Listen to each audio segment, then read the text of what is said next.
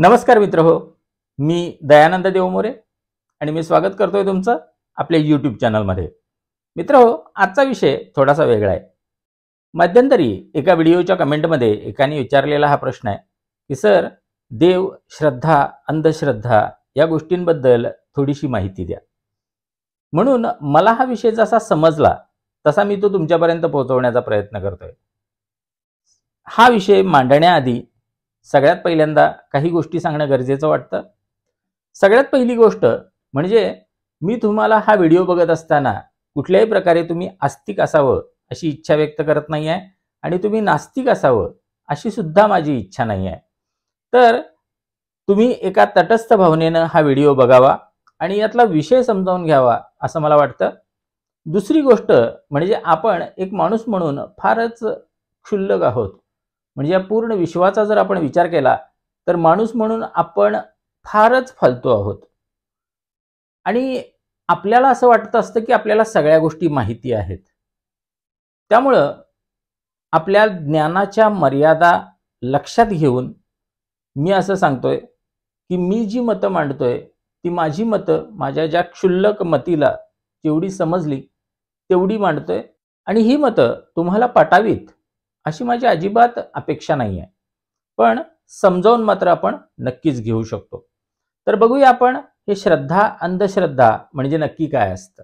मित्रहो, आता सोशल मीडियामुळे प्रत्येक माणसाच्या हातामध्ये मोबाईल्स आहेत, स्मार्ट डिव्हाइसेस आहेत, सोशल मीडिया आहे. त्यामुळे प्रत्येक गोष्टीवरती प्रत्येक जण काही ना काहीतरी कमेंट करताना दिसतो.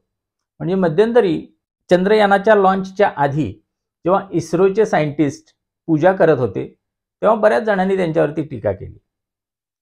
त्यावेळी बऱ्याच जणांनी ज्यांना विज्ञान म्हणजे काय ते माहिती पण नव्हतं त्यांनी विज्ञाननिष्ठ होण्याचा सल्ला सगळ्यांना दिला. तर याच गोष्टीबद्दल आपण बोलणार आहोत की नक्की काय आहे. तर मित्रहो, जे लोक या सगळ्या संकल्पनांना मानत नाहीत त्यांना आपण नास्तिक म्हणतो, जे मानतात त्यांना आस्तिक म्हणतो आणि ॲग्नॉस्टिक नावाचे जे लोक असतात ते कन्फ्युज्ड असतात. म्हणजे त्यांना संभ्रमात असतात, देव आहे की नाही याच्याबद्दल ते माहिती घेत असतात. तर असो, तुम्ही कुणीही असा, पण मी माझी मतं व्यक्त करण्याचा प्रयत्न करतोय. सगळ्यात पहिल्यांदा बघूया की श्रद्धा म्हणजे काय आणि नक्की कुठून येते.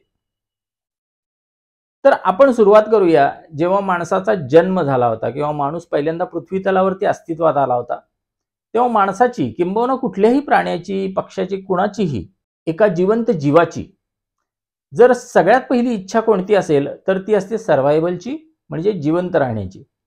तर जिवंत राहायचंय ही सगळ्यांचीच इच्छा असते आणि आपल्या प्रत्येक कृती त्या गोष्टीसाठी कार्यरत असतात. तर माणसानं सगळ्यात पहिल्यांदा जिवंत राहण्यासाठी आपल्याला काय करता येईल असं नॅचरली काहीतरी त्याला इन्स्टिंक्ट असावेत, ज्याच्यामुळे त्याला समजलं असावं की बाबा फळं खाल्ल्यानंतर किंवा अमुक अमुक वनस्पती खाल्ल्यानंतर मी जिवंत राहू शकतो, प्राण्यांचं मांस खाल्ल्यानंतर मी जिवंत राहू शकतो. या सगळ्या गोष्टी त्याला कळाल्या असाव्यात. आणि त्यानंतर म्हणजे सगळ्यात पहिल्यांदा अज्ञान, अज्ञानानंतर काही गोष्टी माहिती होणं की ज्या गोष्टींमुळे मी जिवंत राहू शकतो. तर माहिती झाल्यानंतर त्या गोष्टींबद्दल त्याला एक कौतुक वाटायला सुरुवात झाली असावी असं मला वाटतं. आणि त्यानंतर त्या कौतुकाचं रूपांतर आदरयुक्त भावनेमध्ये झालं असेल, म्हणजे रिस्पेक्ट. कारण त्याच्यामुळे मी जिवंत आहे. अशा कुठल्या सगळ्याच गोष्टींचा त्याने विचार केला असावा. म्हणजे आपल्या आजूबाजूला असणाऱ्या हवेमुळे मी जिवंत आहे, या पाण्यामुळे मी जिवंत आहे किंवा सूर्यप्रकाशामुळे मी जिवंत आहे. सूर्यप्रकाशाचं पण त्यानं निरीक्षण केलं असावं आणि त्याच्या असं लक्षात आलं असेल की जो आकाशात गोळा दिसतोय, जो तेजस्वी आहे, की त्याच्या प्रकाशामुळे या पृथ्वी तलावरच्या बऱ्याच गोष्टी जिवंत राहू शकतात. त्याच्याबद्दल पण मला कृतज्ञता व्यक्त केली पाहिजे. त्यामुळं आपल्याला ज्या ज्या गोष्टी जिवंत ठेवायला मदत करतात त्या गोष्टींबद्दल त्याचा आदर वाढला असावा. आणि आदर हा वाढत वाढत गेला की त्यानंतर त्याचं रूपांतर होतं हे डिवोशनमध्ये. म्हणजे आपण त्याला शरण जाणं किंवा आपल्या मनामध्ये आपण सश्रद्ध होणं, श्रद्धा वाढीस लागणं. म्हणजे थोडक्यात कृतज्ञतेचीच एक गोष्ट किंवा एक पैलू म्हणजे श्रद्धा हा आहे.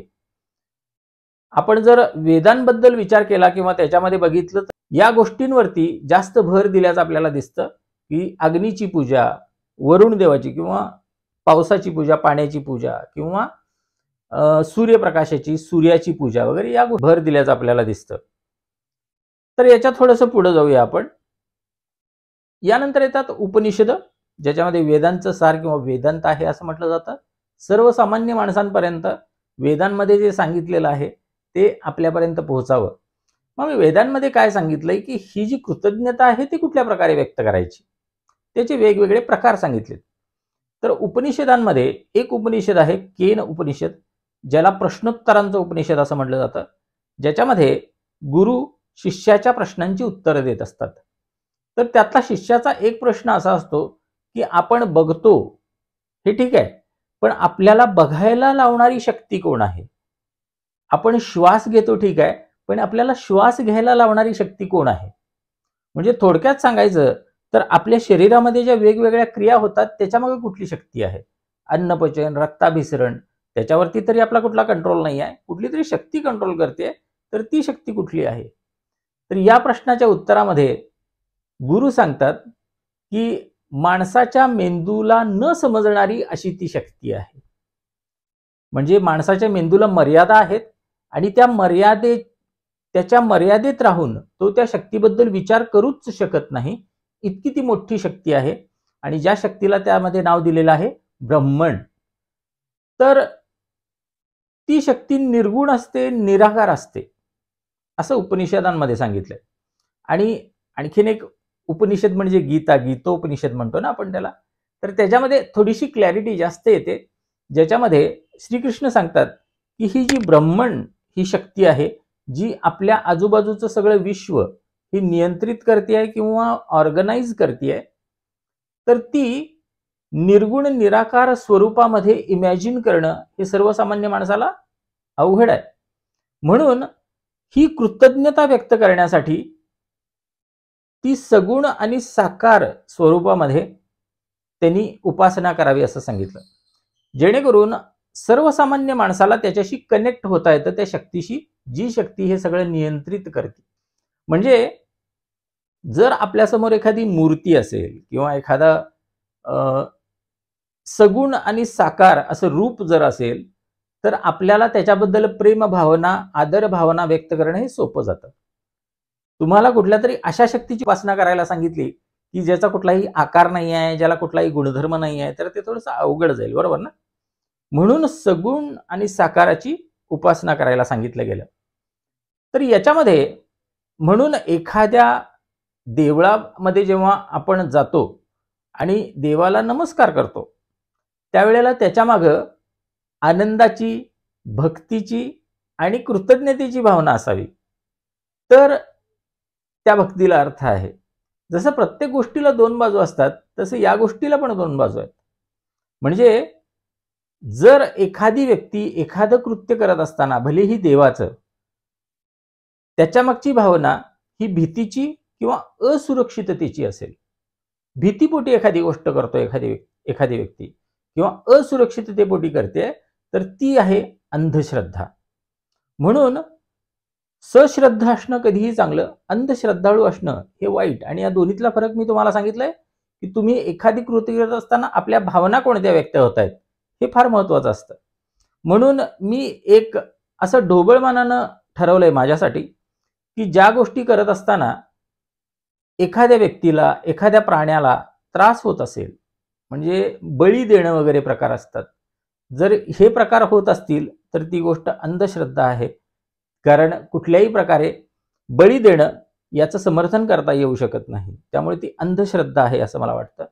म्हणून मित्रांनो, तुम्हाला समजलं असेल की मूर्ती का असतात, देवदेवता का असतात, अर्थात त्यांचा वेगळा सिग्निफिकन्स आहे. तो परत तुम्ही कधी म्हणालात तर त्याच्यावरती मी अभ्यास करेन आणि तुम्हाला सांगेन. पण आत्ता हे गोष्ट लक्षात ठेवा, की आपण बायनरी विचार करणं थोडंसं सोडलं पाहिजे. बायनरी विचार म्हणजे टोकाचे दोनच फक्त पर्याय, एक देव आहे, एक देव नाही, हे बायनरी विचार आहेत. म्हणजे पैशापेक्षा माणुसकी श्रेष्ठ आहे म्हणतो ना आपण. म्हणजे एक तर पैसा किंवा एक तर माणुसकी, अरे दोन्ही गोष्टी एका वेळेला एक्झिस्ट करू शकतात. म्हणून मी नेहमी सगळ्या पर्यायांना खुलं राहतो. म्हणजे एखादी व्यक्ती जेव्हा एखादी संकल्पना मला सांगते की सर अमुक अमुक असे अंकशास्त्र आहे, अमुक अमुक हे असं आहे, तर त्या सगळ्या पर्यायांना मी ओपन राहतो. ती अंधश्रद्धा म्हणून पटकन मी नाकारत नाही. तुम्ही ते ट्राय करा, प्रयत्न करा. जर तुम्हाला अनुभव आला नाही तर सोडून द्या. त्यामुळे एक साधं सूत्र असं आहे की तुम्हाला जर एखाद्या गोष्टीचा अनुभव आला तर तुम्ही सश्रद्ध व्हायला हरकत नाही. एखाद्या गोष्टीचा अनुभव आला नाही तर सोडून द्या. पण आपल्या मेंदूला मर्यादा आहेत. त्यामुळं एकतर हे किंवा एकतर ते अशा गोष्टींमध्ये आपण अडकून पडायला नको. आपण नेहमी शक्यतांच्या जगामध्ये राहिलं पाहिजे की हे शक्य आहे का, की आपण नेहमी आपलं मन हे ओपन ठेवून हे शक्य आहे का, हे असं होऊ शकतं का, या प्रकारचा आपला ॲटिट्यूड ठेवला तर आपलं ज्ञान हे वाढायला लागतं. त्यामुळे मित्रांनो, फक्त जाता जाता एवढंच सांगेन की मी आस्तिक असा, नास्तिक असा किंवा कुणीही असा, आपल्या आस्तिकत्वाचा एखाद्या नास्तिकाला प्रॉब्लेम येणार नाही आणि आपल्या नास्तिकत्वानं एखादा आस्तिक दुखावला जाणार नाही. एवढी जरी आपण काळजी घेतली तरी भरपूर झालं असं मला वाटतं. नमस्कार.